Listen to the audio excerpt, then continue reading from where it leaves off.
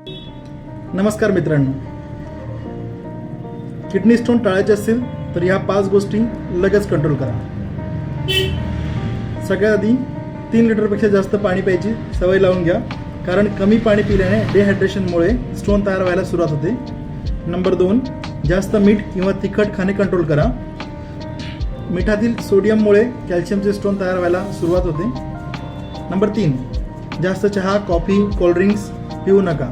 त्याच्यामुळे ऑक्झॅलेटचे प्रमाण वाढेल आणि त्यामुळे ऑक्झॅलेट असलेले स्टोन तयार होतील आणि किडनीवर ताण पडेल.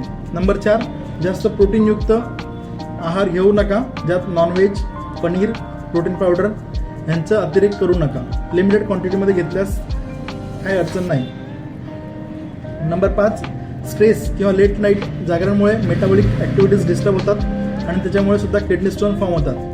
त्यामुळे जास्त ताणतणाव करून घेऊ नका. व्यवस्थित वेळेवर झोप घ्या, जेवण व्यवस्थित करा, पाणी जास्त प्या.